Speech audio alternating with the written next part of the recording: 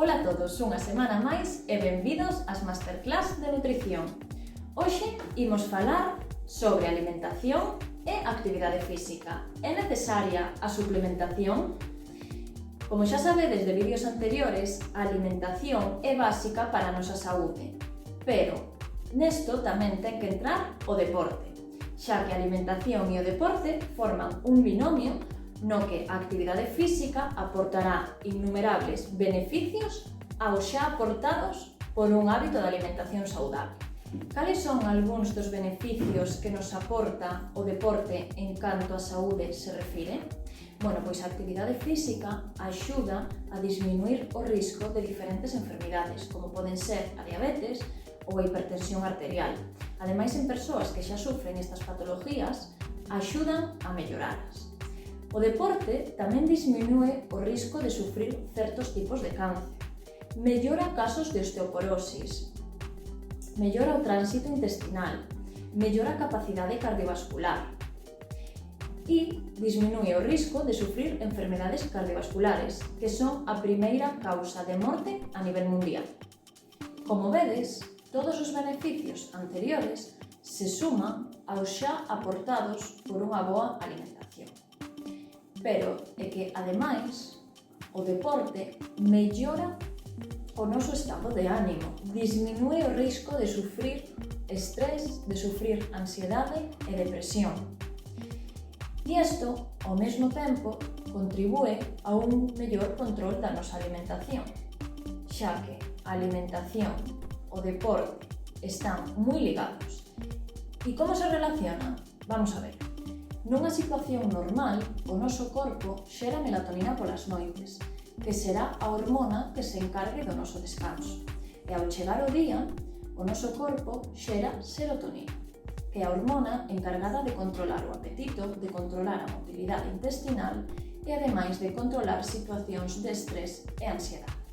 Pero fora de situacións normais, en situacións de estrés e ansiedade, o noso corpo xera cortisol. O cortisol é conocida como a hormona do estrés. É a hormona enemiga da melatonina. Impídenos un bo descanso e ter un sono reparador. Tamén se relaciona con un incremento de estados de ansiedade e nerviosismo, con un peor funcionamento do noso sistema digestivo e, ademais, relaciónase con un incremento da nosa grasa corporal. Cando temos o cortisol elevado en sangre, é máis difícil a pérdida de grasa corporal e a pérdida de peso. Ademais, tamén se suelen producir situacións de ansiedade por comer hidratos de carbono simples.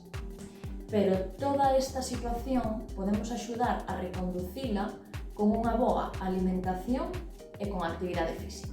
A produción de serotonina depende do triptófano, que é unha substancia que o noso corpo produce cando realizamos actividade física, pero que ademais tamén podemos inxerir a través de certos alimentos, como poden ser os ovos, a carne de pavo, de polos, cereais integrais, algunhas legumes, os frutos secos e algunhas semillas como poden ser as semillas de calabaza, de xirasol ou de chía.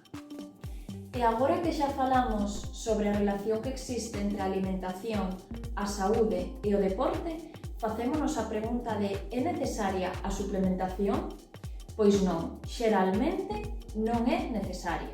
Con unha alimentación equilibrada que nos aporte todos os nutrientes necesarios e, sobre todo, a cantidade e a calidade de proteína que o deporte nos exixe e a cantidade e o tipo de hidrato de carbono adecuado, non é necesario suplementar nin en poboación xeral nin en deportistas.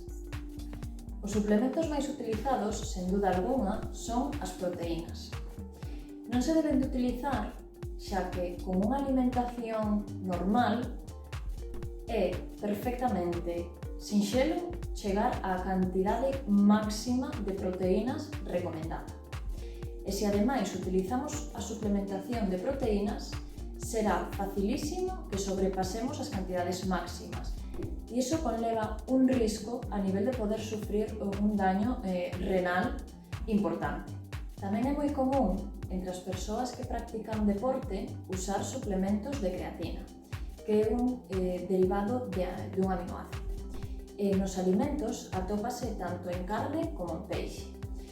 Se o utilizamos en forma de suplemento e nos pasamos coa dosis, é moi probable sufrir problemas gastrointestinais.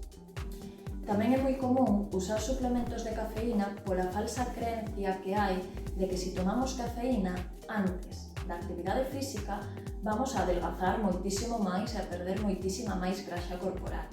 Sin embargo, pasarnos coa dosis pode xerar problemas de taquicardias, de insomnio, falta de descanso, inquietude, aumentar a hipertensión arterial en persoas que xa a sufran. Polo tanto, moito ollo co uso de suplementación para actividade física. En xeral non é necesaria e en caso de que sospeitedes que a necesitades, acudir a un profesional. Espero que a masterclass de hoxe vos resolva dúbidas, pero de todas formas, como sempre, espérovos nos comentarios.